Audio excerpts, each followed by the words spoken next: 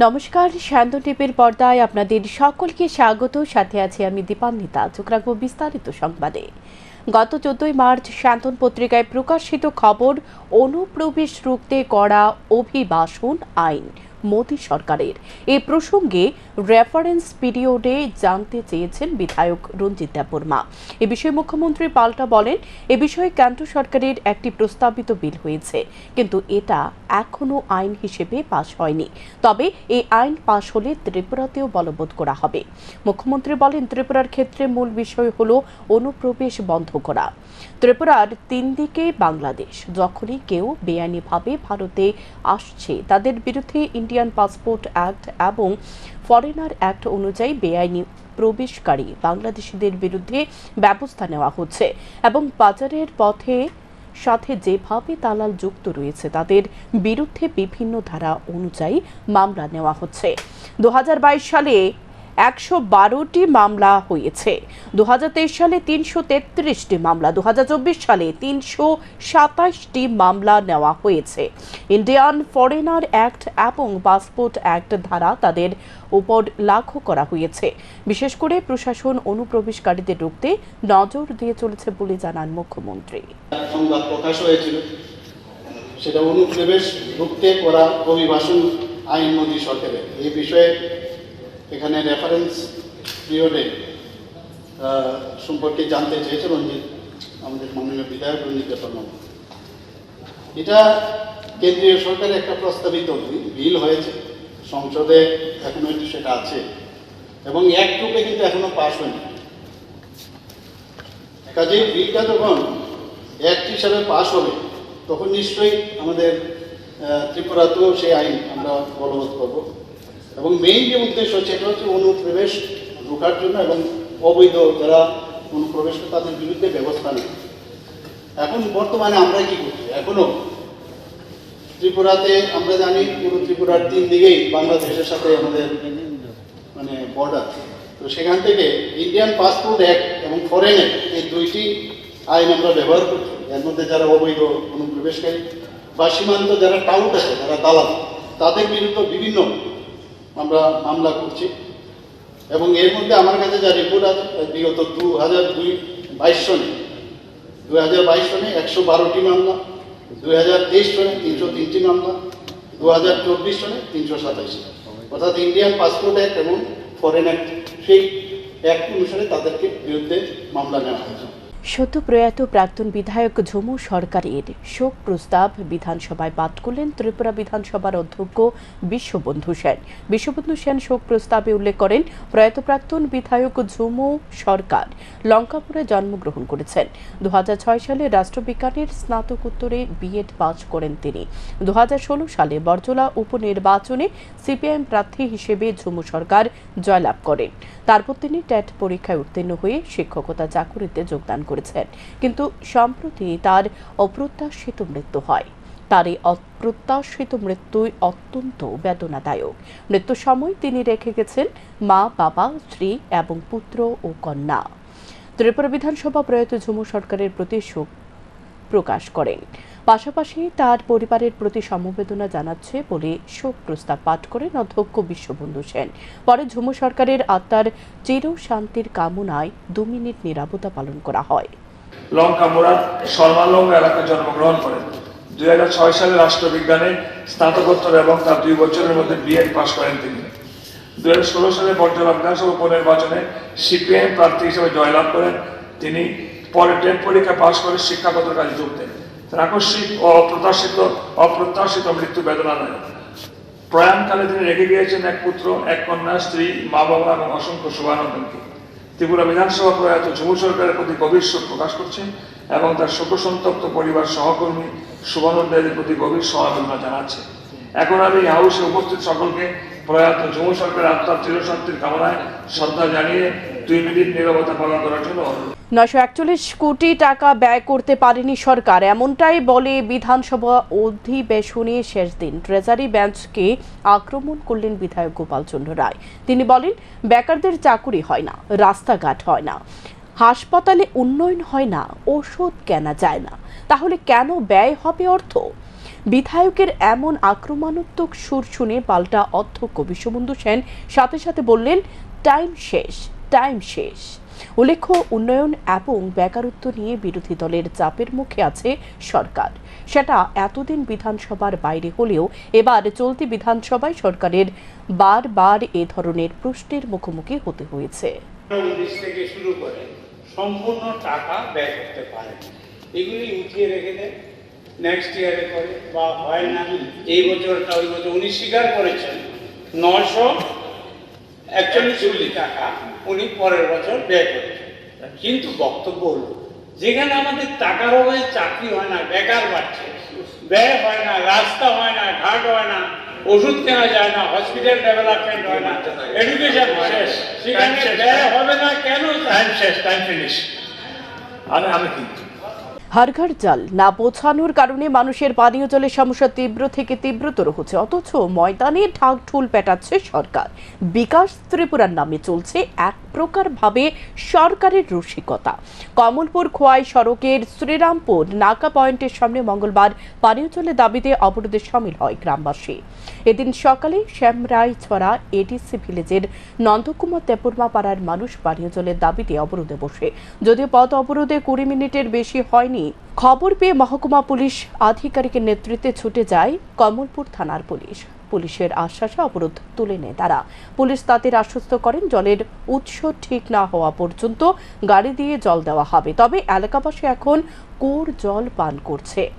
তথাকথিত বিকাশ ত্রিপুরা এই ধরনের চিত্র দ্বারা বোঝা যায় পানীয় জলের সংকট রাজ্যে কতটা দূর এগিয়েছে। গোলাঘাটি বিধানসভার অন্তর্গত কাঞ্চনমালা 1 নং ওয়ার্ডের মাধবটিলা এলাকার গৌরাঙ্গ চৌধুরীর ছেলে তাপস চৌধুরীর মৃতদেহ উদ্ধার হয় নিজ ঘর থেকে।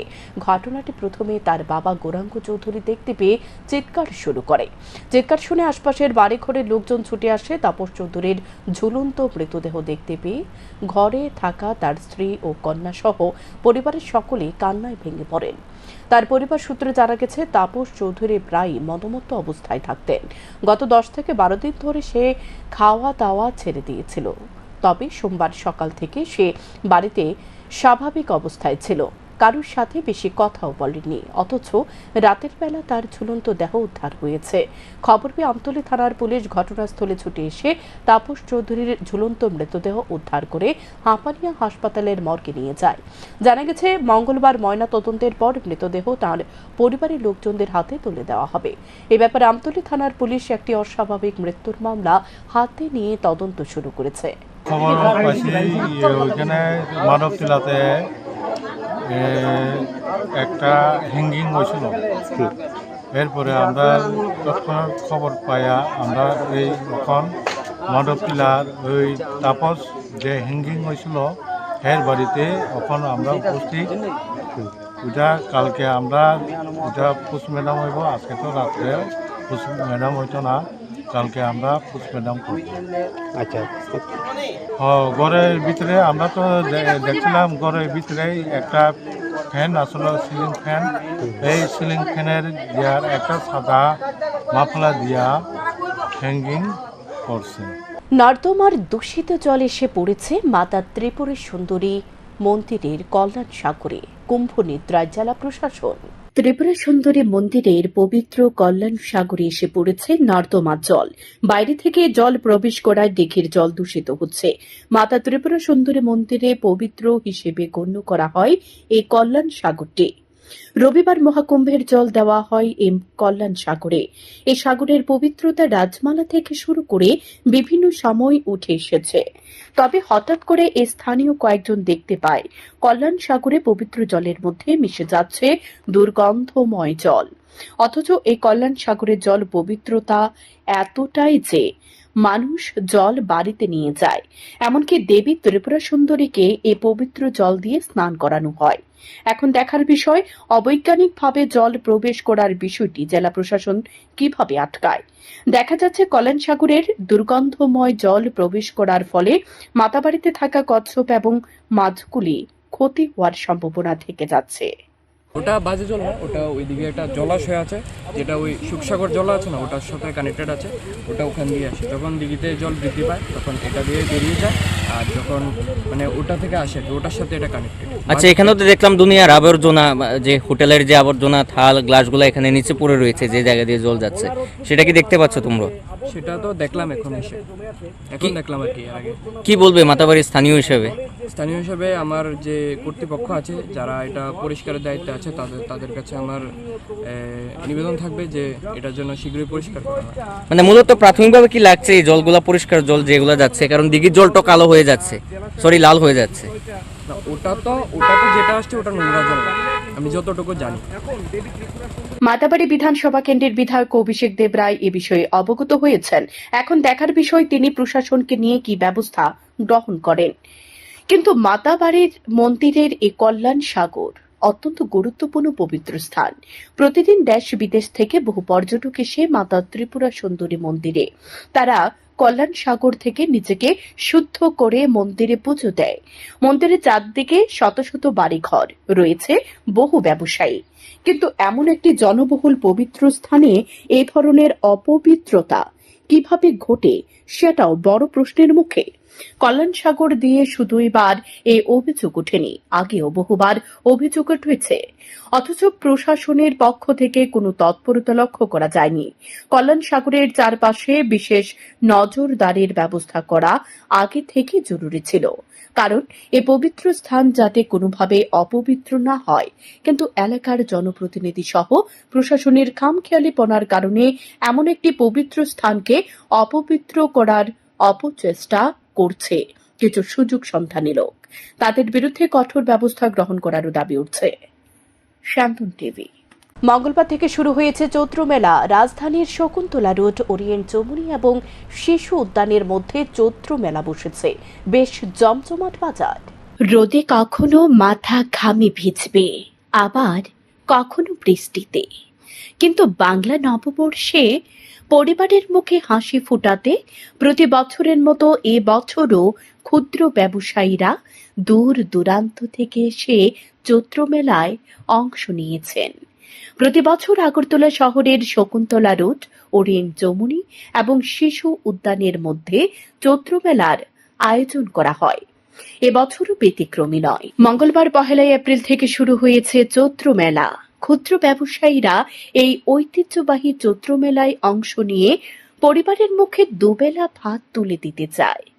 তাই রোদ বৃষ্টিকে উপেক্ষা করে প্রতি বছরের মতো এবছরও চৈত্র মেলায় অংশ নিয়েছেন ক্ষুদ্র ব্যবসায়ীরা। শুধু রাজ্যের ব্যবসায়ী এখানে উপস্থিত নয়, কোনো কোনো ব্যবসায়ী জানান তারা উত্তরপ্রদেশ থেকে এখানে এসেছে। তাদের আশা বিগত বছরগুলোর মতো এই বছরও তাদের ব্যবসা ভালো হবে। তাই সকাল থেকেই তারা নিজেদের দোকান এবং পসরা সাজিয়ে বসতে ব্যস্ততার লক্ষ্য করা গেছে তাদের মধ্যে।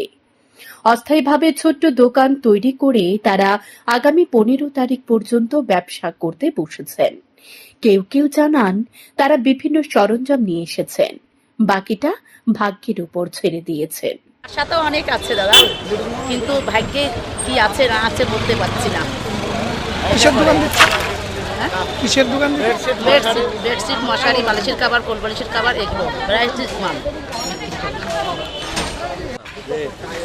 মাত্র খুললাম, এরকম আশা আছে দেখি না, অনতিত বুঝতে পারছি না। অন্যান্য এবার প্রথম নাকি আগে এসছে? না, আগে হয়েছি। কিরকম হতো? মোটামুটি। কিন্তু লক্ষ্য করা গেছে কাঠ ফাটা রোদের মধ্যে বহু ব্যবসায়ী মাথার উপর কোনো কিছু নেই, মাথার উপর ছাতা ঝুলিয়ে ব্যবসা করছেন। যাই হোক, সকাল থেকে সেজে উঠেছে চৈত্র মেলা। ব্যাপক জমজমাট বাজার, সকাল থেকে বের করেছেন ক্রেতারা, যাদিকে হাসি মুখ ব্যবসায়ীদের। শান্তন টিভি। প্রয়াত বিধায়ক দিলীপ সরকারের 6ষ্ঠ মৃত্যুবার্ষিকী পালিত হল মঙ্গলবার। এদিন চারিপাড়ার দিলীপ সরকারের বাসভবনে এই দিনটি সামনে রেখে আয়োজন করা হয় এক রক্তদান শিবির ও দরিদ্র নারায়ণ সেবা। এলাকার বিধায়িকা মীনা রানী সরকার প্রতিকৃতিতে পুষ্পার্ঘ্য অর্পণ করে শ্রদ্ধা নিবেদন করেন। সঙ্গে উপস্থিত ছিলেন কর্পোরেটর অলোক রায়। কর্পোরেটর অভিজিৎ মল্লিক, কর্পোরেটর বাপি দাস সহ অন্যান্যরা। বিধায়িকা মীনারানী সরকার বলেন, প্রয়াত বিধায়ক দিলীপ সরকার জনগণের জন্য কাজ করেছেন। তার প্রয়াণে মর্মাহত অনেকে। পরবর্তী সময় খবর পেয়ে তার বাসভবনে ছুটে এসেছেন। আজকে মৃত্যুবার্ষিকী উপলক্ষে রক্তদান শিবিরের আয়োজন করা হয়েছে। শিবিরে উপস্থিত ছিলেন বেশ লক্ষণীয়। আজকে আমার বড় ভাই প্রয়াত দিলীপ সরকারের ১৪তম মৃত্যুবার্ষিকী। সেই মৃত্যুবার্ষিকীতে যারা এখানে উপস্থিত হয়েছেন, দাদার কথা মনে রেখে ওনারা এসেছেন। কারণ আমার বড় ভাই সবার সঙ্গে খুবই সুসম্পর্ক ছিল, তাই সবাই এখানে অনেকেই না জেনেও একটু পত্রিকাতে দেখতে পেয়ে আবার ছুটে এসেছেন। কারণ আমার বড় ভাই সবাই ওনাকে তাদের হৃদয়ে রেখেছেন, এটা আমরা দেখতে পেয়েছি। আজকে ৬ষ্ঠতম মৃত্যুবার্ষিকী সেই জায়গায় আমরা দেখছি দৃশ্যটা। তো আমি বলতে চাই যে আজকে আমার খুবই দুঃখ লাগছে, কারণ কীভাবে আমি বলবো, সবাই এখানে যারা যারা বলেছেন সবাই সুন্দরভাবে বলেছেন, কিন্তু আমি বলতে চাই যে এইভাবেই যাতে আমার মৃত্যু পর্যন্ত আমি সেটা দেখে যেতে পাই, এইটুকু অনুরোধ। রাজ্যের দ্বিতীয় বৃহত্তম বটতলা বাজারের উদ্বাস্তু বাজার ব্যবসায়ী সমিতির বাৎসরিক ব্রহ্মা ও শীতলা মায়ের পুজো উপলক্ষে স্বেচ্ছায় রক্তদান ও স্বাস্থ্য শিবির অনুষ্ঠিত হয়। উপস্থিত ছিলেন এলাকার councillor Jahnavi Das, mayor in councillor Tusharkanti Bhattacharya সহ বাজার কমিটির নেতৃত্বরা। মোট ৮০ জন রক্তদানে অংশগ্রহণ করেন। Mayor in councillor Tusharkanti Bhattacharya বক্তব্য রাখতে গিয়ে বলেন, রাজ্যের দ্বিতীয় বৃহত্তম বাজার হল বটতলা বাজার। এই বাজারটি কিভাবে আরও উন্নত করা যায় সেদিকে গুরুত্ব দিচ্ছে সরকার। এর জন্য বিভিন্ন পরিকল্পনা গ্রহণ করা হচ্ছে বলে জানান তিনি। রাজ্যের দ্বিতীয় বৃহত্তম বাজার এবং প্রাচীনতম বাজার এবং আমাদের সবার প্রিয় বাজার, এবং এই বাজারে আমরা যখনই আসি আমরা আনন্দিত হই এবং আমাদের সবার সাথে একটা নিবিড় সম্পর্ক বাজারের প্রতিটা ব্যবসায়ীর সাথে রয়েছে। আমরা কৃতজ্ঞতায় আবদ্ধ হই এবং বাজারের সার্বিক কল্যাণের জন্য, উন্নয়নের জন্য ঈশ্বরের কাছে প্রার্থনা করি।